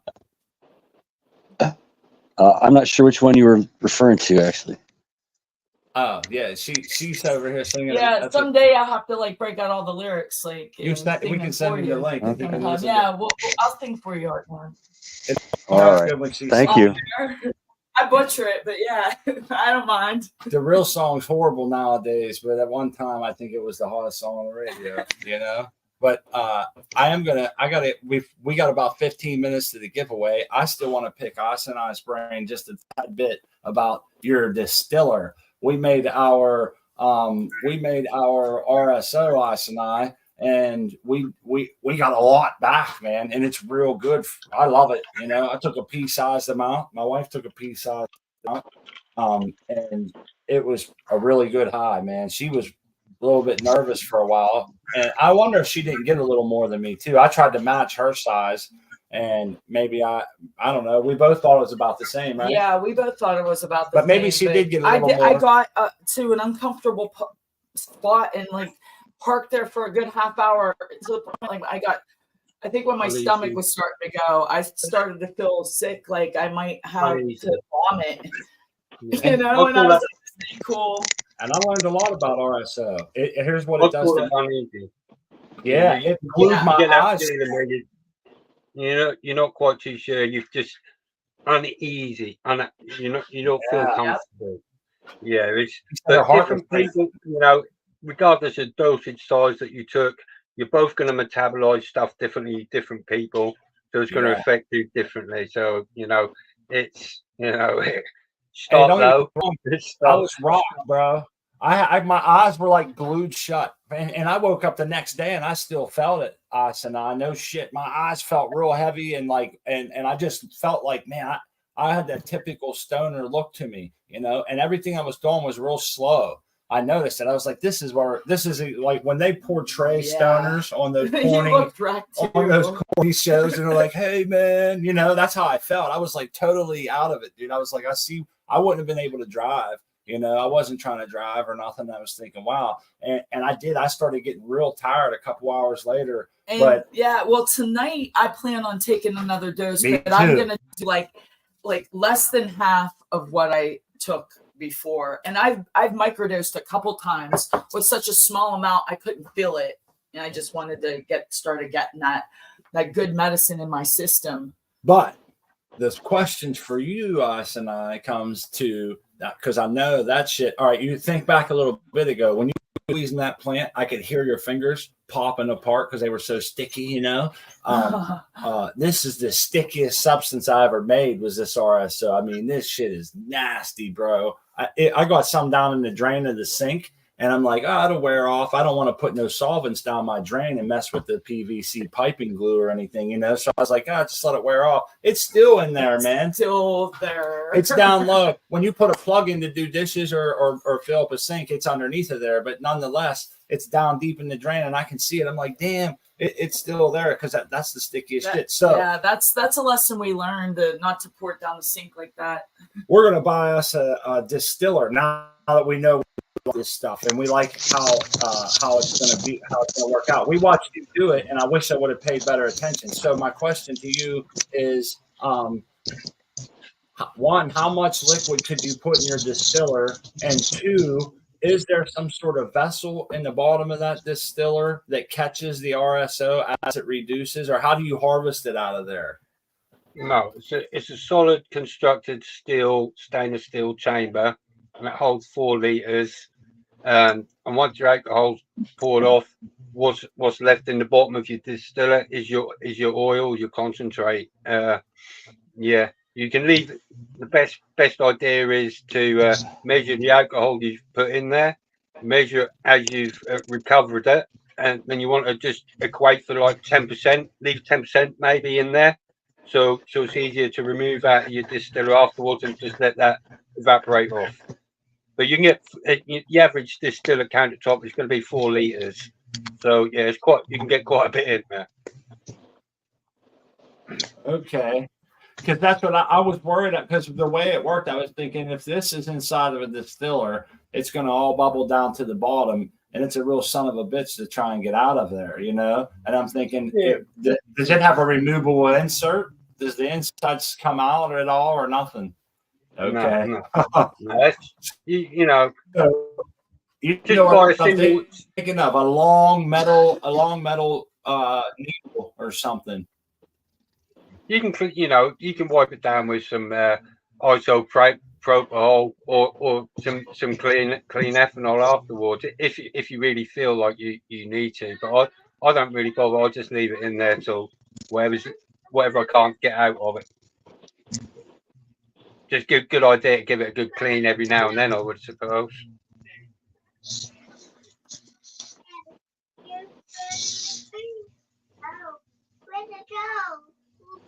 Oh man, I got all caught up in. I don't know what's going on here. Okay. It sounds like no, it wasn't that. I was gonna say I heard a little kid, but that wasn't it. Sir Humphrey says I'm a plumber and pour all oil. What's that? Oh, sorry. Go on.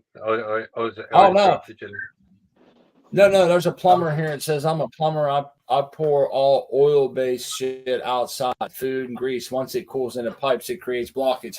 I'm so glad he said that, because my wife and I, anytime we have grease, we always pour it into like I'll keep an orange jug around when I'm done drinking the orange juice. I'll cut it off with a razor knife, and we pour our grease in there, and it gets hard on the counter. Then we put it in the garbage can, or I'll take it outside and put it on the fire and let it burn up or whatever. But yeah, we're careful about what we put down our sink. I mean, when I say we don't pour it, we poured it down. There was like drops of like alcohol or water, whatever we were trying to get out of what was in the dish, and some, like, I want to say 3 a milliliter of substance got and stained like the it was just a couple drops, but now it's brown. You can see it. It looks like it looks bad, but it's slowly going away. But yeah, we don't. And we always tell people, make sure you like when we're careful with our drain, because I'm a homeowner. I ain't trying to pay for that shit, man. You know, and I don't want to do it myself. I ain't no plumber. Right. So when we're doing a buffering cocoa, and we do it in our sink, we put strains in the bottom so that the little cocoa fibers can't go down the drain, because they will plug your drain up. And I have a buffering cocoa video here on YouTube that has that specific instruction. Wow, that's cool. It was just at the 1 hour, 23 minute and 45 second mark. It said 1, 2, 3, 4, 5. Anyhow, that's cool. We have that in our strain. Put the strain in the sink. Don't plug up your sink. So yeah, I like those tips, man. So people don't. That's a lot of money. Plumbers cost a lot of money. Yeah, if you're reusing cocoa that has perlite in it, you definitely don't want that perlite getting down in there. Yeah, Cake in the Cup says he reheats bacon grease before pouring it down the sink. The problem isn't when it goes in hot. It's when it hits the cold water in the trap, it immediately turns to a solid again and starts to plug up from there all the way down. So it doesn't really matter how hot it is going in. It's how cold it is when it hits the trap and other parts. So take your bacon grease and pour it in anything, man. Anything that you're about to throw away. Hell, you can just open your garbage can and pour it right in there. It'll get hard. As long as you have some stuff in your garbage, it'll be fine. We have ones that's like a trap door. You step on it and it flops open, makes it nice. You can have hands free, dump right in. Save your bacon grease and use that to cook with instead of your That's what we rancid do. seed oil. We got 2 jars of it, and we got one Yeah. we got one down there infused with garlic too that we made, man. Yeah, I don't waste the bacon grease. We got- I'm a fan of bacon. Huge fan of bacon. Oh yeah. Toast Beef you up some dripping. garlic, get some good olive oil, put some. Oh man, making that infused garlic oil of any kind is really good. We love doing that, but be careful with your sinks, man. Save yourself some dough. Get ready for this giveaway. And Anyhow, careful with your arteries. Don't eat as much bacon as I do. when Artman comes back, he said he'll be back in a little bit. I don't know if that was a while ago or not. He can tell us. I'm what here. We got. Okay, yeah, we'll put you up there. You want to tell everybody what's going on with the Yeah, giveaway? sure. What's getting? Our I can buddy do that. Julie. I talked to Hooley about the giveaways that I've been doing, and he was excited. He'd like to get in on it, so he sent me a bunch of beans. He's got some of his own here, but he also sent some other stuff from other companies that he was going to grow. So, kind of a bonus for us. We got the grape Hooley, which is Planet of the Grapes crossed with Golden Goat. That's a 5-pack of regs, and then you can't even see the thing very much. Then we got the strawberry Hooley, which is strawberry starburst crossed with strawberries and cream. And that's a 5-pack, and that's a reg. Now, if Hooley wanted to get on, he said he might get on if he can. He had some computer trouble. But if he wants to describe these while we're doing it, that'd be great. But those are the ones from him. And those are both regs. And then we have from Colorado Genetics, Oompa Juice. It's Wonka bars crossed with Gushers. And that is a 4-pack of, I'm assuming those are regs, 60 to 65 days. We got Island Dope Genetics. It's Cold World, which is Grim Spoon crossed with and it's a 5-pack. And then we got one more. This one's kind of weird. It's from TH Seeds. Clever. It's regulars. It's Jet Fuel OG crossed with, Jasmine Cat Piss. And that's a 5-pack of regs. So there they are. So we get 5 packs. 2 of them are Hoolies. And we're ready to go. All right. Thank you, brother. I will say there was a slight bit of echoing. What do you need? Just a little bit of What'd you echo. miss? I think a sky overhead pretty much. I think we heard all of them. Yeah, It just echoed a little bit. But if I didn't want you to read the chat and be wondering why they wrote your name, it went like this. That's how you sound it for 1 second. That's why you wrote it out like that. I thought it was cool. That's a wired headphone. Okay. I All know. right. Anyway, I got it though. We got it. Jet fuel. So Yep. Good luck, So anyway, put up Hooley on the machine, and let's do it. I'm setting it up right now, man. Let me get enough. Let me get it Fantastic. all set up. How about the word holy? You got it. Absolutely. It's easy. Good luck, everybody. Let me set it up so people could see what's happening. Oh, by the way, let's do this U.S. and Canada only, please. Yes. All right, let's see it. My wife had to leave, just so everybody knows she went running. Let's see here. Share screen. Giveaway tool. We're getting it. Are you guys able to see that? Yeah, I can see it. Yeah. Thank you. Boom. All right. Now, they'll be able to see the holy and still see everybody that's on the panel, which is cool. And we'll let it up there for a little bit. And yeah, anybody has any questions? Holy's pretty accessible guy too. He's in the Discords, I believe, and he's always on different shows, and you'd be able to get a hold of him if you win and maybe go over. I'm sure he would love to talk genetics and growing. And he gave me enough. We'll have enough of the grape and the strawberry for a couple more giveaways in the future. So cool. Yeah, thanks, Hooley. Appreciate it, man. There, he's in the chat. I know a lot of people have grown his genetics, and they always seem to look really good. I know a few guys on the Caribou. They grew some Hooley. I think maybe Thunder Dan. I can't remember who. I don't know Miss Corey. I was in Miss Corey there for a while. I've got some coming in. Well, actually, they're here.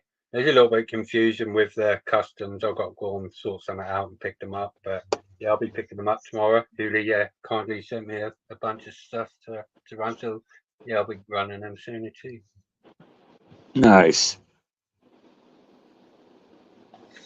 Cool. There's 70 people here. That's a lot for our show. Here's everybody. Must have heard Art's giving away seeds, man. They must have. Levels came in. Levels came in with some of his people early. So okay. Cheers, Levels. Yeah, I had a couple people there like we gave wrenches to. They first time. And then we got to see Naw. I've known Naw for a long time.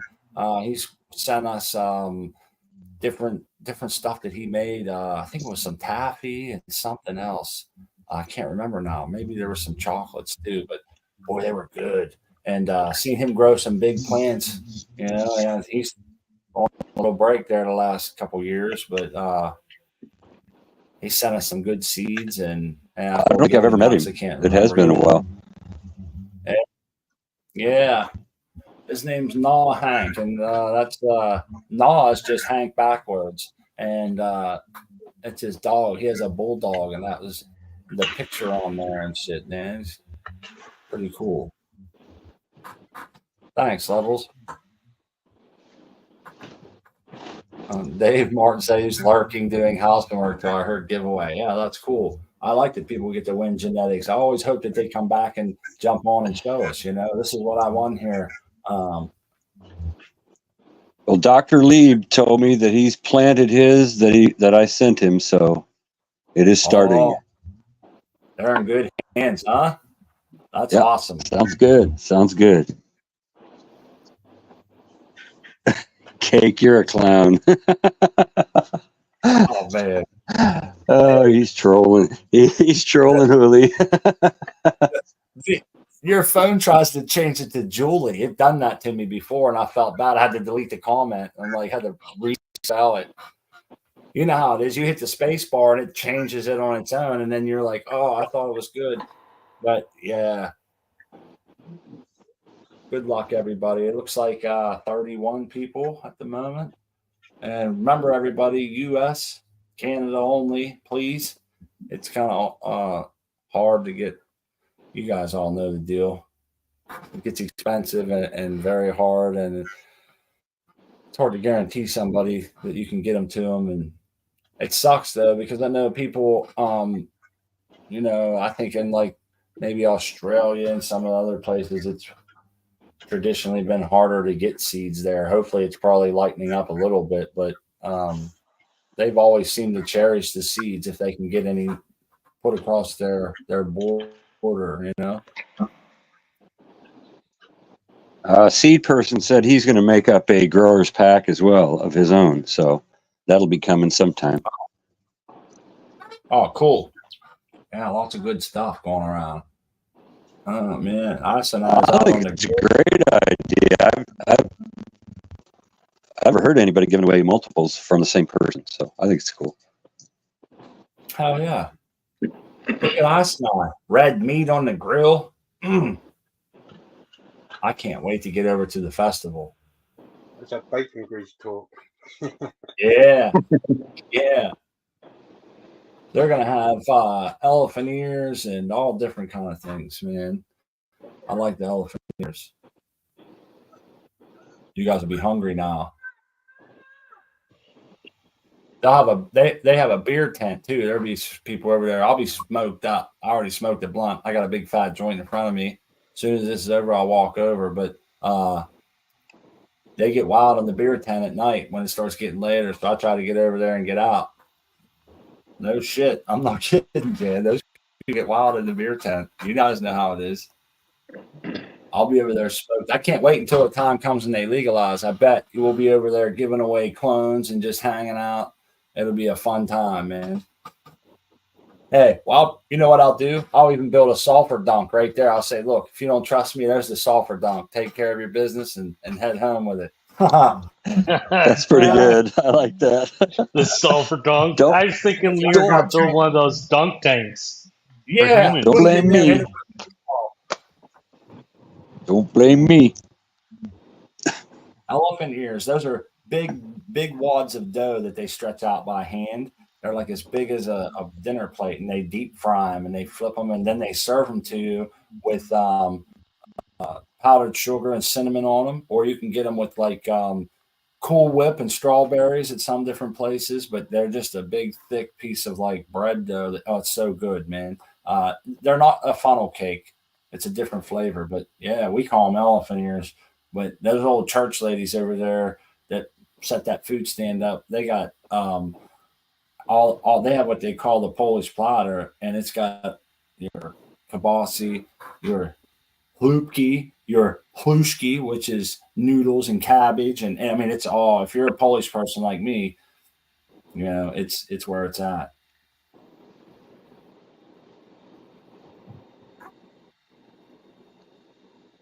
Yeah, and I you know that'll be that I'm hoping someday I'll be able to give out clones just freely without the risk of anything happening, you know? That will be a nice day for you, man. Hopefully it comes soon. Hey, there's these people that live by me. They have this it's like you do it on your honor stand, you know? And what they do is they have this small little greenhouse in the back of their house. And out by the road, they built a real tasteful, nice stand, man. It's a big stand, and they put plants out there. Like they started a whole bunch of pepper plants and a whole bunch of tomato plants, and they have the price there in a box, and you put the money in. And I guess they just, you know, it's not like they're going to go broke if someone steals a plant, but you know, it's kind of like a honor system thing. And I thought that is pretty cool. That's something I would like to do, is either just have a stand like that, you know, donate $5 for the sulfur, etc. That's the dunk or whatever, and you can take a clone with you, and have a little tag on it or something. I think that would be a cool. I see on the bike trail a lot, and when they come into these little towns, you'll see little boxes of, it'll be either one dog food and cat food and stuff, and it'll be like for people who are down the block, it's called give one, take one or whatever, and it's built like this little house. You open the door, you can take a little dog food, or you can leave some. And then I seen other ones that had books in them. You know, you could take a book and you could leave books there if you had some, and it was pretty cool. It's just this free little box, and I was thinking, what a cool gesture. But the whole plant box outside their house really spurred something in me, and had me thinking.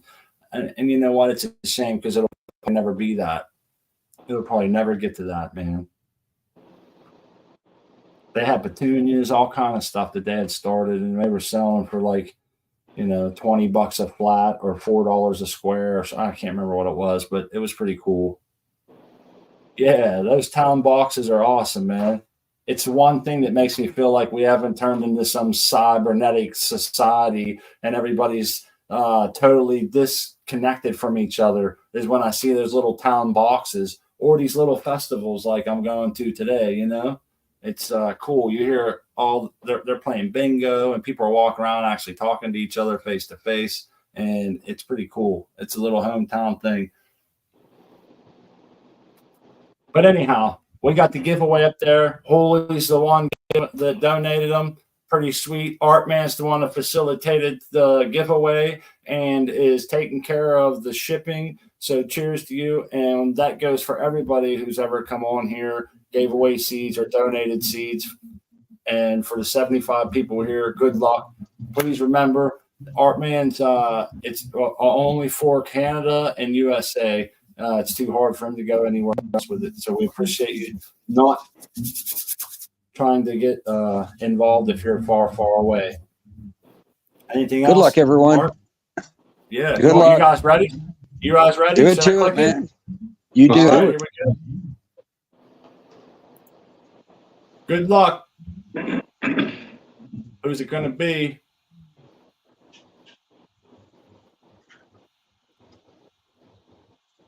Emid Emid Otter. Otter. Nice. You said you had never right? won Emid anything. Otter? Well, you just did. Ding, ding, ding, ding. Okay, Look, that's a neck. let's see.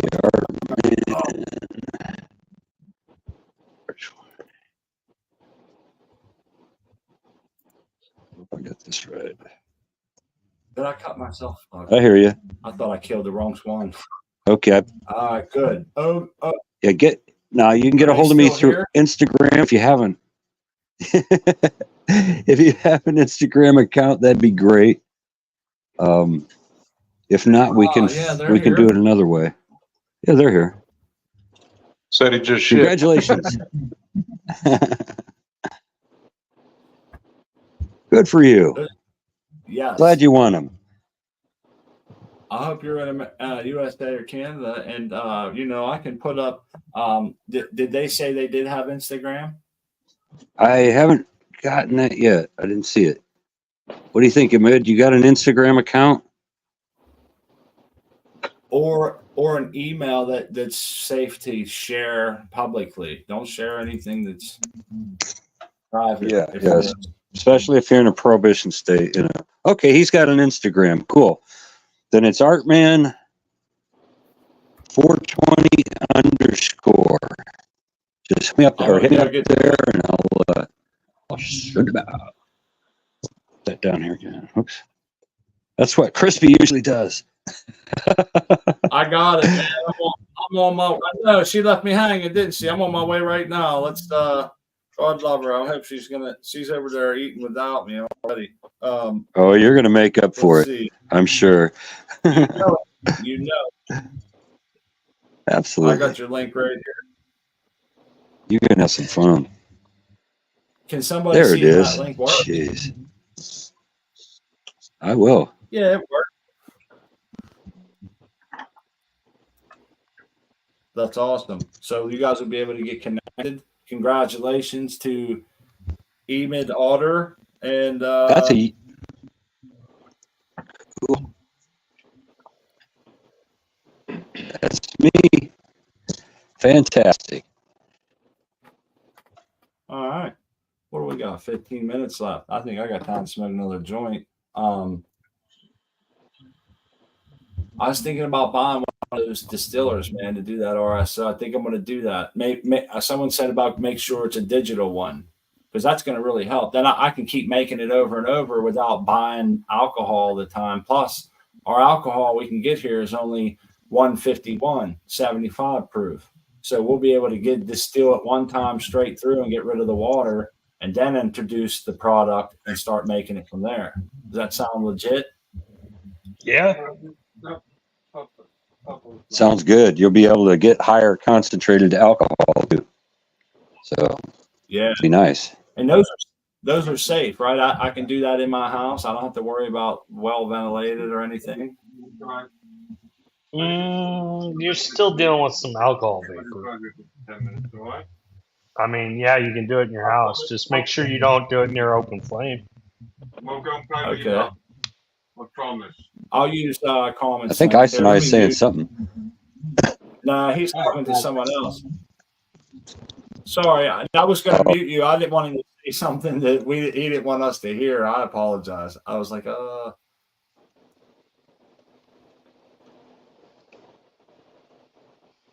did I say the name wrong? What's that? Ice and I does his in his kitchen right there. So Emid sounds like Emmett's Middle Eastern. 8 Mom's doctor's name ran out of normal. I'm not sure. ran out of normal names. I hear you. 8 kids. That's a lot of brothers and sisters. Okay, Brian. That's why we want the digital ones. That way we can take the degrees, a couple of degrees higher than alcohol's boiling point, which I believe is like 173 or 175 or something. And then, now let me ask you this, Brian: do I have to get to a certain price range so that I can ensure accuracy on the digital thermometer, or is any digital one seem pretty legit? Because I would say, from my experience, you set a temperature. If it's not dripping, crank it up one. You know, you Google the boiling point, whether you're in degrees or whatever you're using, Celsius or Fahrenheit. I think mine's about 80, 86. I can't remember what it is. 80, but I look it up every time before I do it. I set the temperature there, and if it's not dripping at that, I'll increase it 1 or 2. So that's what, or if it's coming out really fast, dripping really fast, just lower it down. You know, you can adjust it on the fly. So yeah, you just got to dial it in. You don't want it coming out really fast, but you don't want it, you know, you want it to actually come out, and you don't want to be there forever doing it. Yeah.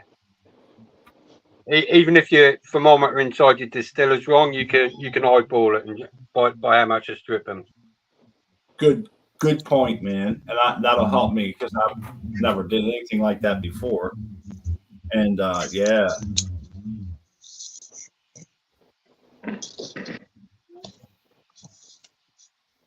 So I can just grab one that's they have them for. Oh, look at Art, man. He's going buck wild over here.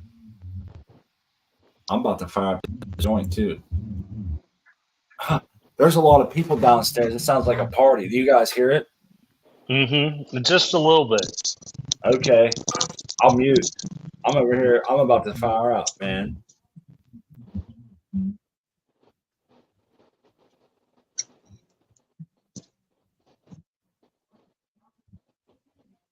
Huh. My ass hurts so bad from riding that bike, man. I'm not used to riding a bike. And I look weird walking around. I think my legs hurt a little bit. Makes you walk funny.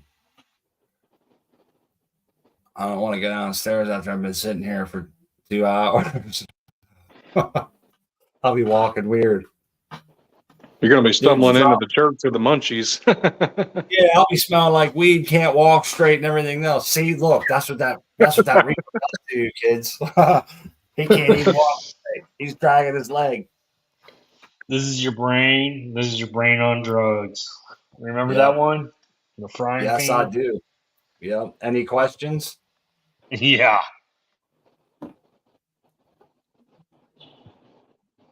I remember one where they showed the dad had this little box and he's smoking weed. They're like, they go through the bedroom window and the dad's smoking weed. And then they pan back out and they go over to the next window and go in the son's room and he's getting busted smoking weed. And then the dad comes running all furious and he's holding it up and he's like, "Where'd you get this? Where'd you get this?" And then the kid goes, "I learned it from watching you, Dad."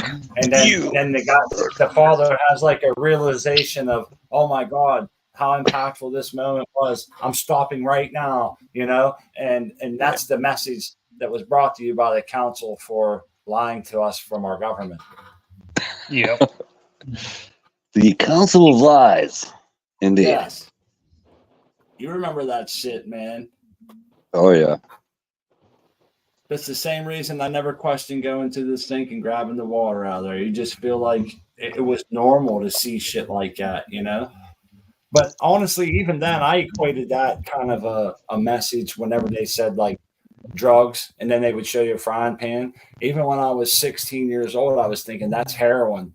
That's crack cocaine. That's not the weed that I do or the couple beers me and my friends drink on a weekend. You know what I mean? And you know, that's the bad stuff, you know, but they weren't portraying it like that. That's how I felt. So kudos to me for seeing that at a young age, and I think a lot of us do.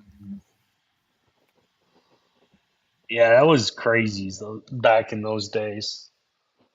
Or the dog that was talking to the stone girl. You remember that one? Yes, I do remember that one. I do. And I remember one where the girl, she was like sitting there and she totally deflated like a balloon and she was an inch thick all the way up the couch. And she looked like You know what I mean? And she was laying there totally deflated, and it said, "This is what drugs do to you, and they deflate your character and your zest for life." And I think that one might have been geared more towards marijuana. And then someone pulled up McGruff. Remember McGruff, the crime Oh dog? yeah, the crime dog. Yes. Yeah. They used to have those after school specials back in the day where they would play those when the cartoons were on, and they would show McGruff saying no to someone on the street corner trying to sell them drugs from under their long trench coat. Did that really man. ever happen? Were people out on the corners trying to sell drugs? Because I was looking for those people. Get honest. I could never find them, man. Pat, where you grew up, I guess, right? You may be in the inner city, one of these big inner cities, man, but not. Well, not yeah, Phoenix. I mean, but you never see those people. right. They're in the parks, man. Where all the children hang out. Yep. It's a shame. I think maybe it's a good thing that they're not around, but the message a lot of times was cannabis specific, which was obviously, as we know a lot now. And we always say, like, I still believe that, kids, you got to be a certain age before you can partake in cannabis. You should be above the legal age, and I wasn't. I don't think it was hurtful to me, but I sure as hell can't recommend somebody under 18 start smoking cannabis in the fashion that I do or did when I was that age, I think there's a lot more we know about it now. And it's not so stigmatized either. I think a lot of us back then wanted to do part of it was because it was so stigmatized. Now they're young cool unless you smoked. Yeah, they got gummies and everything. Them young kids now, man. These parents, they that's how it is, man. But what are you gonna do? I will say this: if I had kids, I thoroughly believe if I had like a senior in high school, I would much rather him go to a senior party and smoke a joint or two with his friends than to go there and share a 6-pack. That's just my personal beliefs. But I would hopefully they do neither and kind of hold off until later on when they can make better decisions. But yeah, teenage kids are already whacked out. We all know that. We was at like that. They're full of piss and vinegar. They don't need to be. They don't need anything else making them. That's what they used to tell me. You're full of piss and vinegar. You remember that saying? Oh yeah. Well, they got the kids nowadays eating those freaking Tide Pods. Oh my God! Yeah. That's just natural selection taking place, if you ask me. Yeah, but the problem is they take them to the hospital and fix them up and then send them back out on the street like nothing happened. And send us the bill as taxpayers. Here we go. Yep. Look at us. We sound like a bunch of old men. The price of bread's too high. Some things you just can't fight, man. Eric, Sonny, when I was a kid, they used to run around and ride their bikes without helmets. Yeah. Yeah. Hey, or, at one time when the train came to town, that was the end.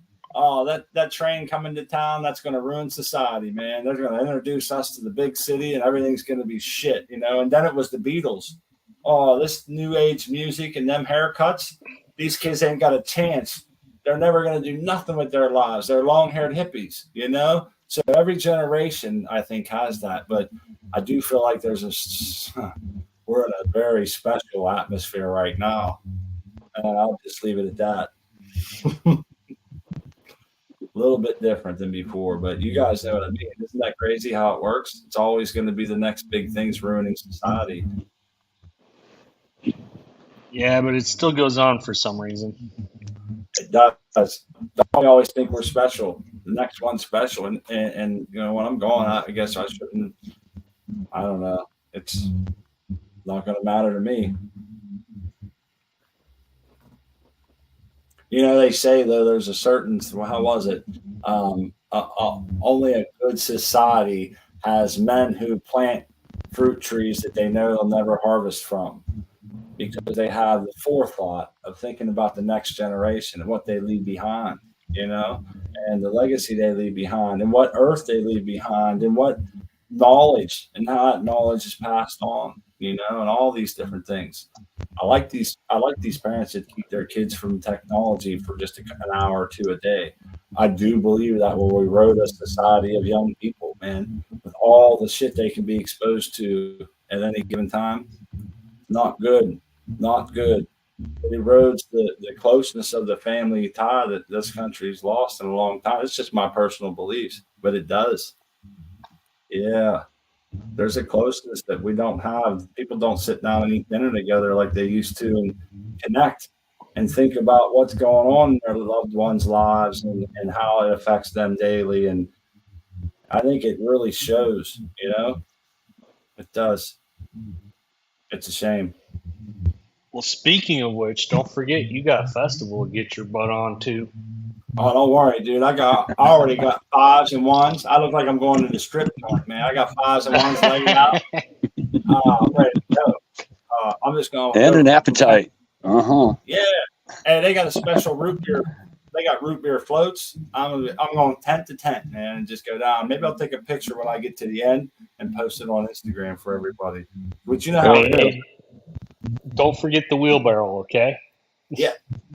I got to drag my wife along and tell her, look, eat half of this platter so I have enough room left in my stomach. I can sample other stuff. And then I go and buy like ice cream, go get my wife, eat half of this with me because I still want to get a funnel cake. You know what I mean? So having her along, I get to eat twice as much. But she's already over there, and I'm thinking, you got to see where my dilemma here. It's never easy to be smart, you know?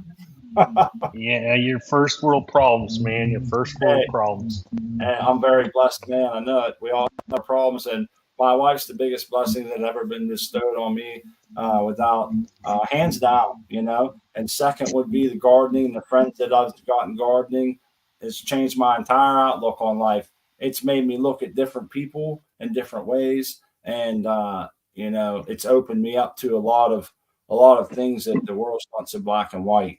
And growing really humbles a person, you know. You can definitely, and it really, I think it brings you closer to nature and to other people who are into that, and that's a good thing. Farmers unite. So we got 5 people here. We'll give everybody a chance to say goodbye. Look at Asinai. He's making everybody hungry with his beef. He's got his cheddar sliced on top. It's going back in under the broiler to get it. Oh man. And we want to give everybody a chance to say goodbye. So we'll start it off. We can do XYZ, you're first on the list according to this. Okay. Well, cheers, guys, and enjoy your festival out there, and eat some for me too, please. I will do. Thank you, and thanks for coming, buddy. I appreciate it as always. Coming right up the line, it'll be OK Jace next. Okay, Jace20 at Instagram. Thanks again for having me on. Nice hanging out with you guys. Artman, Isanai, XYZ, Smot. Looking forward to those Instagram pics of all that food. So don't short us on that. And cheers, everyone. We'll see you next time. Thanks, buddy. Appreciate you coming. Updates with everybody. And next up is Artman. Appreciate the Artman, 2 N's. Whoops, Artman, 2 N's, 420 _ at Instagram. Thanks for having me. It was a great show. We'll see you next time. Appreciate the giveaway, Art and Hooli. We did put the link up there. Hopefully you guys get together soon. And yeah, that's really cool of you, man, to set that up and to announce it and bring the stuff on, do the giveaway, and to take care of the shipping and everything. And to all the people that come on and do that, we've said it time and again, it means a lot. I like seeing other people get those good genetics. And then they see when they're buying shit that's Herman, they're like, wow, it really opens your eyes. At least it did for us. So, you know, people paying $10, $15 a seed in Herms, and then they come and win stuff here that's one of our friends made, and they'll say it's the best shit I ever grew. And I love that. That's awesome. And we'll hope to see some more of that. Last but not least, the meat man himself today, Isanai. That looks good over there. The dog's waiting for its pound of flesh too, huh? Yeah, this is her position. Every time this grill's on, this is where she is. Yeah. I love it. Cheers, everyone. It's been a good good day as usual. I hope everyone's having a blessed day and may it continue for everyone. I'll catch everyone later. Cheers. Grower love, Austin. Thanks, everybody. Appreciate the chat. Always interjecting good, positive content and making us think and helping us along here. We'll hopefully see everybody on Wednesday. I'm Smart Poker, Crispy, sends love, and we'll see you next time. Grower love. Peace. Roll up.